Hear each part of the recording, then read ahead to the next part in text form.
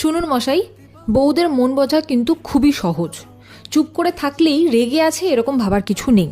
বুঝে নেবেন ক্ষেপে আছে, পুরো পাগলা হয়ে আছে আপনার ওপর। আর যদি আপনি জিজ্ঞাসা করেন কি হয়েছে, উত্তর পান কিছু হয়নি, তাহলে বুঝে নিন আপনার রাতের খাবার বন্ধ। তবে হাল ছাড়লে চলবে না। যদি হাল ছেড়ে দেন তাহলে আপনাকে ছেড়ে সে বাপের বাড়ি চলে যাওয়ার কথা বলবে, কিন্তু যাবে না। এরকম একটা অদ্ভুত ধরনের নীরবতা পালন করতে করতে যখন আপনার অসহ্য লেগে আপনি ফোনটা হাতে নেবেন রিল দেখার জন্য, ঠিক সেই সময় আপনার সামনে এসে কোনো একটা কথা পোক করে ঝগড়া করতে চাইবে। কারণ সে আসলে ঝগড়াই করতে চায়, আর আপনার ইচ্ছে না থাকলেও সেই ঝগড়াতে পার্টিসিপেট করুন। হয়তো কালকের বাজারে আপনি তার পছন্দ মতন মাছ আনেননি, বা বছর খানিকের কোনো এক ঘটনা, কোনো না কোনোভাবে তো ঝগড়া ছিল, আছে আর থাকবে।